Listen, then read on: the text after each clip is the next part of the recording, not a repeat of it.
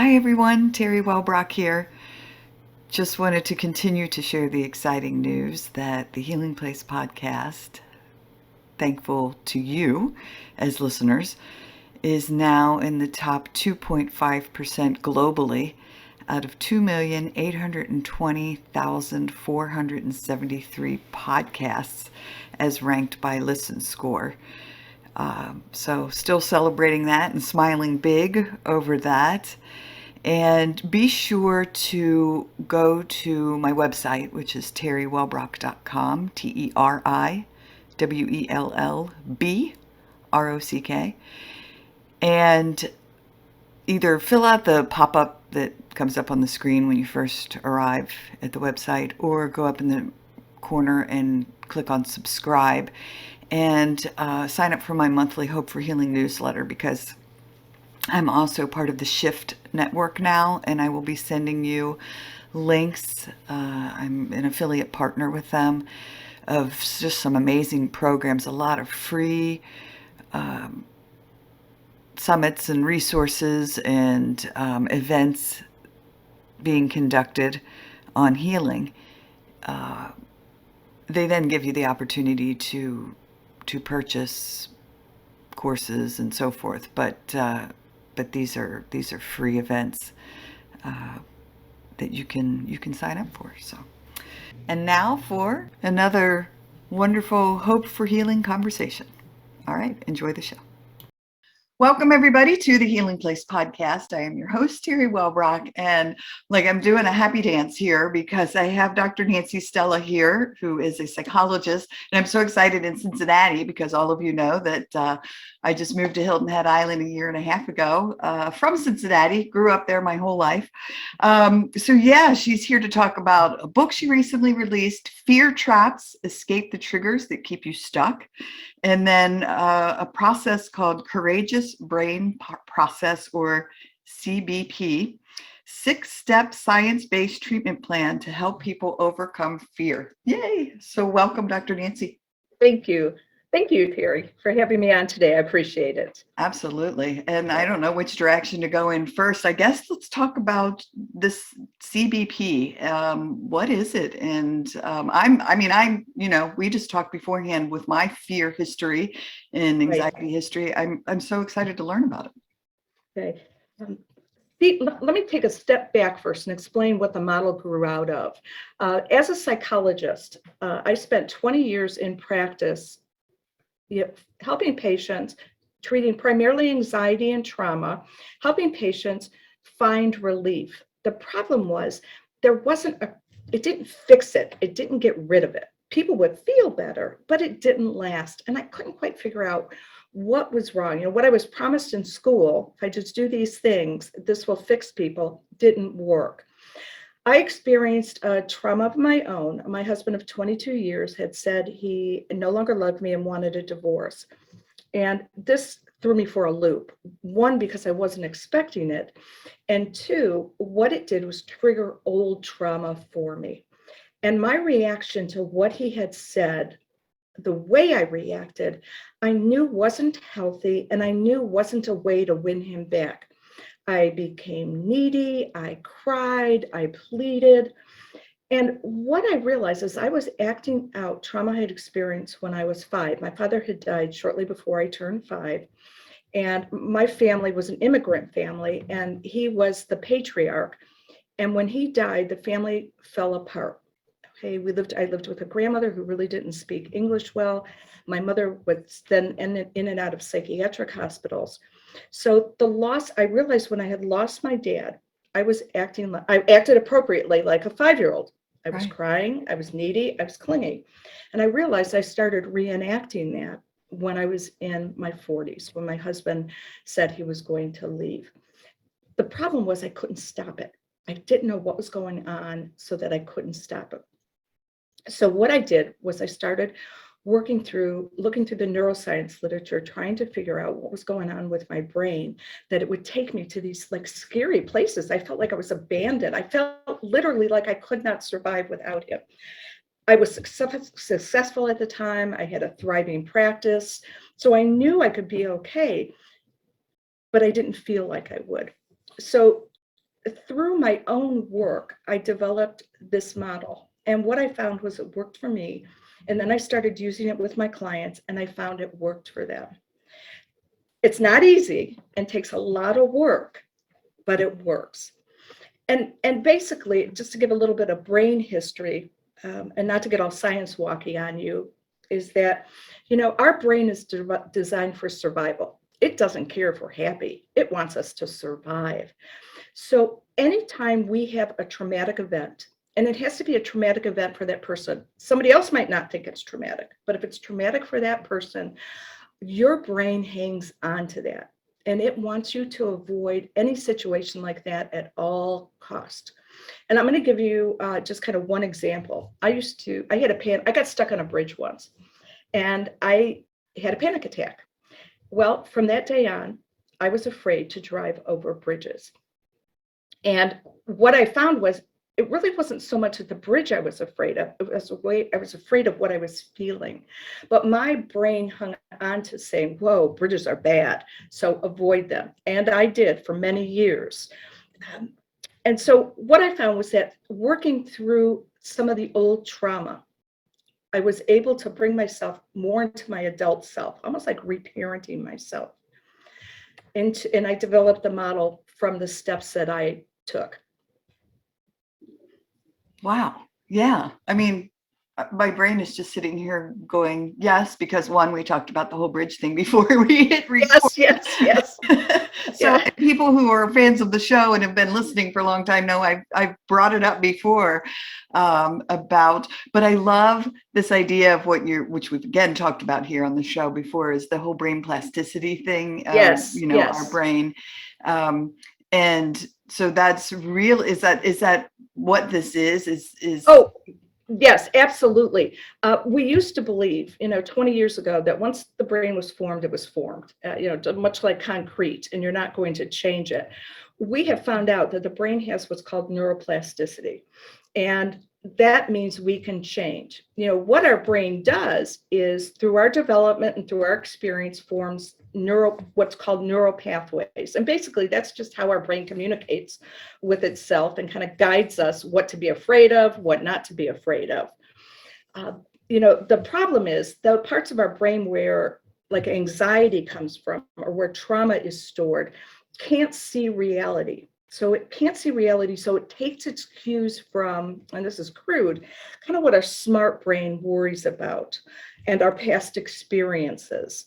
So that brain gets conditioned to react to things that have frightened us in the past. Okay, those kind of triggers. We have found that by plowing through initially, because that's what it feels like, plowing through trauma or negative experiences, we can develop new communication, new pathways. It's much like driving on, let me I'll give you an example. It's like a meadow. Let's say you wanted to go through the meadow, point A to point B. The first time you walk through it, well, you're not really even going to see a path that you made. But the more that you walk through that meadow, the path gets formed and you can have a clear, defined path. With trauma, what happens, it's like a big truck goes through that meadow and boom, forms a pathway. And if you have repeated trauma, you'd start developing trenches. So the goal is to develop new pathways. And that is what the courageous brain process does. The other thing that's important about the courageous brain process is helping people recognize that even though chronologically we may be one age, developmentally we're a variety of ages. So what that means, and I'm going to go back to my example, when my husband said he was leaving, it took me back to feeling like a 5-year-old. And what I did was I problem solved like a 5-year-old. And what worked when I was 5 didn't work when I was in my 40s. So part of it is recognizing if you're thrown back to an earlier developmental stage, how do you begin reprocessing the information and learning new ways to solve? Typically, it's an emotional reaction that you have. And so with my process, really quickly, I'll go through the steps. Yes, please. And it's going to sound simple, but it's not. So just to kind of let your readers know, this does take quite a bit of work. But the first step is helping people learn to tell their story. What is incredibly important is for people to be able to tell their story. Sometimes, our memories are not reliable. And, when we tell our story, that doesn't matter. What it matters is what we think. So we have to tell our story. And in the process of telling our story, we begin to identify ways that we self-sabotage now from this story. And we begin to understand, where is that coming from? Where in our history does this come from? Okay. And particularly when it's early trauma, because when it's earlier trauma, as an adult, you may say, oh, that's not a big deal. But for a child, adolescent, young adult, it could very well be a big deal. And that kind of stuck with them. And I'm going to give you an example, because I know we've talked about EMDR. And I went through EMDR for myself and as part of my training. And I remember when I was in third grade, I had I was in a Catholic school, and I had a teacher hold up two drawings, or colorings, I should say. One way is the way that you do it, and the other way is the way not to do it. And mine was a way not to do it. Oh. And I was horrified. Now, no one knew my name. They didn't know who did that drawing, but it horrified me, and I was shamed. And what that did to me is I gave up art. Nowhere did I like art. I'm not good at it. I can't draw. I can't do this. I went through EMDR and the courageous brain process. And what I found is I then owned a pottery studio. I found I'm going to get back in touch with the art that I loved. But I had to resolve that past shameful trauma of feeling like an 8-year-old for what I couldn't do well. Now, is that a big deal as an adult? No. But as a child, it was a big deal. And that impacted me, until I was in my 40s. So, Yeah. So it's important for people to tell their stories, kind of what their perceptions are, to be able to identify what their triggers are. Then we go through and describe, what are your patterns of self-sabotage? Beginning to know, what do I do that prevents me from getting what I want, or prevents me from feeling the way that I want to. So it's beginning to look at, how do I self-sabotage? Most of us don't do that. Most of us tend to believe what we think and what we feel. And it's beginning to look at that. Sometimes our thoughts and feelings don't always tell us the truth. So what am I doing that may be self-sabotaging, or what behaviors or thoughts, self-talk am I repeating that just keeps me stuck? Then the next part is as imagining the worst case scenario. And what I found was, particularly with my clients, is most people, when they're willing to go through in detail the worst case scenario, they come out the other end and say, well, I ask them, well, could you survive that? Yeah, I won't like it, but can you survive it? Yes. And most of the time, the worst case scenario never happens. And then we begin going through typically the courageous exercises for the courageous brains. And this involves a combination of mindfulness meditation with structured exercises targeted towards what somebody's specific fear is. Okay. And so when I say fear trap, a fear trap is an overreaction, or it's an out of proportion reaction to an event. So anytime we have an out of proportion reaction to an event, we're stuck in a fear trap, because it's triggering old stuff. And this I just gave you lots of information. Yeah, and this could be a benign event as well, right? Something that Yes, absolutely. It can be a mundane event that just stuck for that person. Somehow at that moment, how their brain interpreted that situation stuck with them. Can I put in a little example real quick? So we recently, in the past few weeks, I live on Hilton Head Island, right? On these beaches that are amazing. And my favorite place in the world was always just to walk along the surf and kick my toes in as the waves were crashing in. And since living here, I had developed more and more and more this fear of the beach, of fear of open spaces, like feeling very exposed, vulnerable. And so I would have to put my umbrella up right away. And if I was under the umbrella, then it was kind of like my little hermit crab shell. And okay, I'm all right, And so I knew that okay, there's an issue going on here. Here's some trauma coming up from the past, and let's see what's happening. Did some brain plasticity work, mindfulness practice, and all that. But we Yes. dove into it in the MDR. How amazing to me that when we went back into one of the sessions, I suddenly popped to 9 years old on a soccer field. And my parents, who were hilariously funny people, and well, my mom still is at 86, but they were laughing and pointing at me and told me after the game, you need to play goalie. You look ridiculous when you run, like just making fun of me, right? And Yes. shaming me. Yes. And they thought it was hilarious, but my little 9-year-old brain was like, oh my gosh, I should never run. Like Right. I would be an embarrassment to myself. And so long story, it was a much more complicated process, but we get into this in EMDR and came down to the fact that we were out on the beach playing, the whole family, everybody was having a good time. And someone had said, oh, it's okay. Mom will be the last one, or Teri will be the last one anyway, because she can't run. And so that connection happened. It was, Right. again, very benign, just a Right. funny little, out fun. But then my brain said, oh my gosh, well, if you're out here and something happens and you need to get away, you can't run. You can't run. Right. And Right. so we were able to do some healing work. I'm back out on the beach. I'm having fun Good. playing bocce ball. But it's amazing. Yeah, like what you were saying, that truck came through and went through the meadow. Right. Right. Right. And, and again, people have a variety of triggers. And, when it is something that is clearly a trauma, people, even with the shame around it, people can recognize it's a trauma. But when it's something that's smaller, that somebody may say, well, what was the big deal about that? When things happen when we're a child, they stick with us. And our challenges as an adult is, and again, I'm going to go back to the concept of if our reaction is out of proportion to the event, old stuff is coming up. We're reacting to old stuff. Okay? And so that's what happened when you were on the beach. Yeah, You became a 9-year and you start problem solving like a 9-year-old then. I'm going to stay protected right. under my umbrella. Yes. Yes. So I don't have to run. Yes, exactly. Yes. Yes. Yeah. Well, Yes. again, thanks for letting me intercede my little story. Okay. So we were on, what step were you on? Step 4? Well, I actually, I think, let's see, the 4, I always have to go back.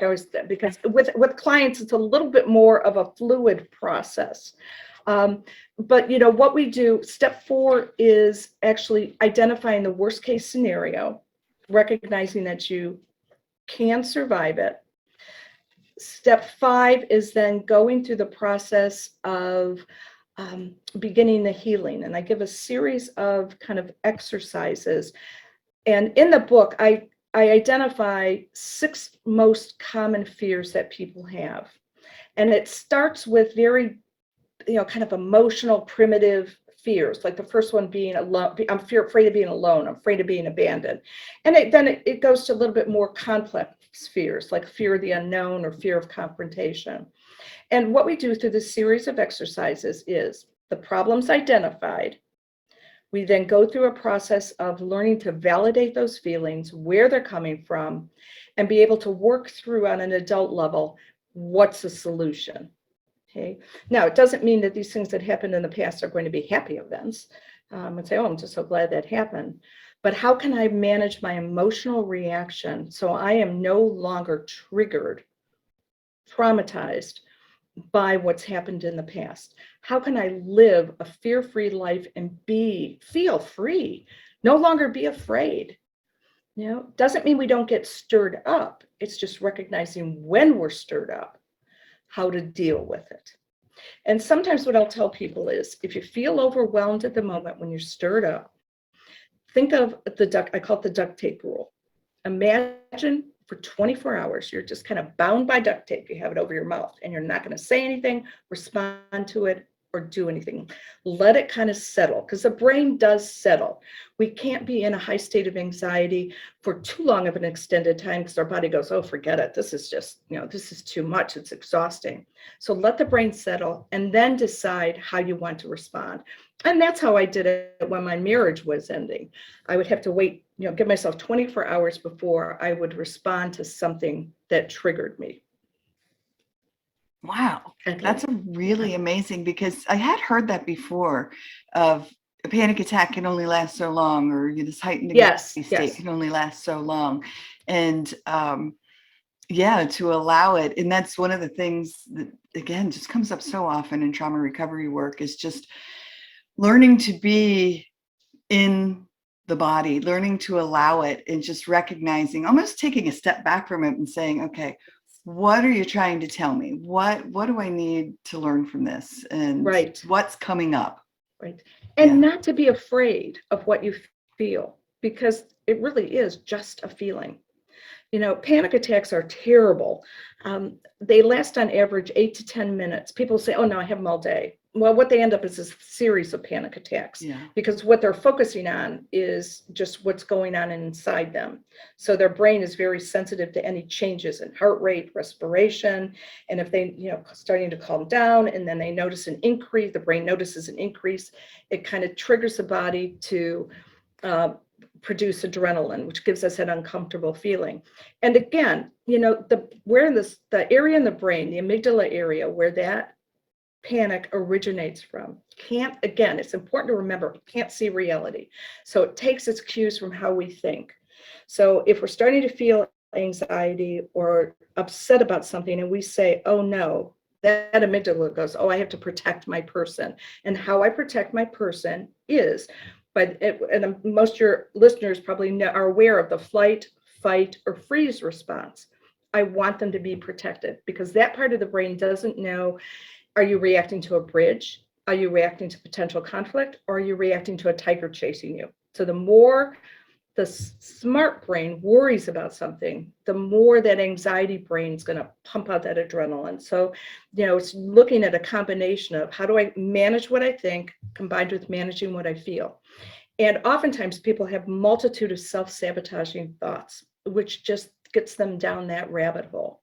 Yes. The other piece about the brain, and again, not that I want to go too far down this, is that our pleasure centers in our brain, our dopamine receptors, are actually activated when we worry and when we fret. Now, it doesn't mean it feels good to worry, but between our amygdala and those pleasure centers, that's what makes it so hard to shift away from what we worry about. Because the brain, again, is designed to keep us safe. It doesn't care if we're happy. It wants us to be safe. And people who've experienced trauma in their life, they have those super anxiety brains, super amygdala, because that brain's not going to let that happen to them again. So no, you're never going on a soccer field again. Right. You're never going to color a picture again. So, you've got to get that person back, because you can't survive without them. Right. And then you're driven by, those emotions. Yeah. Now, do you utilize mindfulness practices at all to redirect people? Oh, absolutely. And in the exercises, there's mindfulness meditations. They tend to be structured, and it's structured around your story combined with what your fear is. Absolutely, because mindfulness is grounding. Yeah. The more anxious that we are, the harder it is to use. And I always tell my clients, you need to practice mindfulness, relaxation before you need it. Yes. Because if you try to do it just when you need it, that anxiety brain's going, you got to be kidding me, because whatever the smart brain's worrying about may eat you. So no, so it's like practice, practice, practice. And for people who've experienced significant trauma, relaxation and mindfulness is very threatening, that feeling of vulnerability. So we take it very slow. Sometimes it's like saying, okay, we're going to do mindfulness for 5 seconds. Yeah. Yeah. So when you get into the shower, just imagine, feel the soap on your arms. What does that feel like? And when, the more anxious or more preoccupied you are, your mind's going to go all over the place. The goal is just to bring it back what you're focusing on, and that's just the process. And then also going through the relaxation breathing to help calm the body. Yes. I literally put it on my daily to-do list, practice mindfulness, Yes. when I first became aware of it. And it really was 5 minutes. Go outside, look for bugs, like find a ladybug, Yes. find Yes. an ant. Yes. Just watch it crawl around. Like be in the now, in the moment, be cognizant. But it became an, a, a, bleh, a habitual pattern because Yes. it was practiced. Well, that new neural pathways are developed. Yeah. Again, you're developing, and that's neuroplasticity. Our brain can develop new ways of thinking. We can teach an old dog new tricks. So it does work. And again, if clients have it's a lot of hypervigilance, typically what I'll do is I'll tell them to, when they're being mindful, talk out loud. It's harder to have competing thoughts when we're speaking. So even if it means you're walking and counting your steps, Yeah. I walk from here to that water fountain, it's 20 steps, and I walk back, and just to become more aware. That's so And funny it to works. say that because we were sitting at a very busy intersection, which again makes me uncomfortable. I've worked through it and doing so much better. But I was sitting there and my daughter was next to me and she's like, "What are you doing?" Because she could see me. I was counting the lights. And so Yes. I was just counting because I knew that was helping to calm my system and just keep me here in the moment until traffic, the light turned and I needed to do what I needed to do. And so I just explained to her what was happening, but it was my way to just kind of keep myself here instead of letting it go. Right. Yeah. Yes, you've got it down, Teri. Right. I know this old dog has learned some new tricks. Yes. That's awesome. So really in this book is what you do with folks in therapy sessions. Yes, I do. And it's a process, and it's not necessarily quick. What I found is in putting this in writing is that people can do it on their own. Now, if someone has some really horrific trauma and they feel like they can't do it on their own, then I recommend, you need to get with a good counselor, therapist, to be able to help you work through this. And this book can be done as an adjunct to EMDR. It can be as an adjunct to other kinds of therapies. It's an empowering book because it's hopeful. And I'm going to go through this again. I know it works because I've used it myself. Yeah. Well, I mean, hope is my middle name. And not really, but like it's that's what I focus on. Everything I do, my newsletter is Hope for Healing, and it's just my underlying current in the soul work that I do, because that's what it's all about. It's just giving people something that they can hold on to say, I can do this. Yes, absolutely. Yeah. And it is freeing to be able to say, I can do this. I can manage what I feel and be okay. Doesn't mean I like maybe the circumstances, but I can be okay. Right. I mean, I am happy now. I am happy. I have a great life. Nothing spectacular, but I'm just happy. Yeah. And I never thought I would, it took me a long time to be able to get there. But I know that going through this process kind of will shortcut it, make it so if people start using it, it works. Well, and I think that's just such a beautiful, valid point that you bring up, is that so many trauma survivors and people who have been through or even in the midst of something horrible happening, that you can still live this life of happiness and peace and joy, even while you're in this process, but that it is possible to get to this point, no matter what you've been through. Right. Yeah. Yeah. Beautiful. Empowering. And hi, Sammy. Oh, did you see her? I just saw Sammy walk behind you. I know. Sammy, you should come say hi. She's like, yeah, no, I'm back in a new nap spot. Yes. Yeah. Oh my gosh. Well, is there anything else that you wanted to address before we're done for the day? No, I would like to give my website, which is nancystella.com. on the website, if you sign up, and you can always unsign, you can download the 9 most common triggers. And I think once people realize, oh, if I feel this way, this is a flag. And, for example, if I feel a sense of urgency that I got to fix this right now, I can't wait 24 hours, that's a trigger. You realize you're being triggered. If your thinking becomes very like black and white, all or none, if you start catastrophizing. So, I think that could be helpful to people just to recognize if you have these kinds of behaviors, you're being triggered. Something from the past, whether it be from the last week or 30 years ago, is unresolved for you. Yes. The book is also available on Amazon.com. Awesome. Well, I'll put it out on all my social media. Thank you, Teri. You can find links in the show notes, everybody. And or you can go to the Facebook page and I'll have a link there for Amazon as well. Well, it's just been amazing to have you here. I'm very excited to dive into your book and do it alongside my EMDR therapy and learn more about it. So I'm going to drive over that bridge. I'm going to send you a little message, when I do. Oh, I did it. Great. Yes, you did it. And boy, will you be empowered. And remember, as you approach that bridge, really what you're afraid of is what you're going to feel. Most people, it's not that you're trapped or you're going to drive off. Some people are afraid they're going to do something like, I'm going to drive off the bridge. No, you're not. Don't worry. We just don't do those kinds of things. And you're not trapped because you can always, even if you had to walk off it, you can get off the bridge. Yes. Okay. Well, and now I can say, I can even run off of it. Yes, you can run off of it.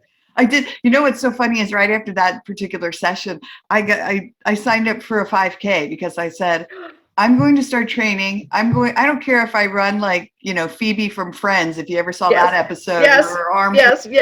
I don't care what I look like. I'm going to go do this. So, yeah. Good. Yes. Please let me know when you drive over the bridge so I can celebrate. I will. Thanks. Okay. Well, again, just thank you for being here. It's just been wonderful. Oh, thank you, Teri. I'm glad. Thank you for having me on. I very much appreciate it. Absolutely. All right. Well, everyone, thanks for joining us today on the Healing Place podcast. And remember, until next time, be gentle with yourself. Thanks. Bye-bye.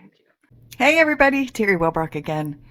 Just wanted to thank you for listening to the episode today and remind you to visit my website as well as the academy.teriwellbrock.com for the courses. But if you go to my website, teriwellbrock.com, you can sign up for my monthly Hope for Healing newsletter, which is also jam-packed with information and strategies and blog pieces and guest blog pieces and links to shows, and just a great space for, again, healing and hope strategies. Thanks for, again, being here and being a part of this healing space. I very much appreciate you. All right. Bye-bye.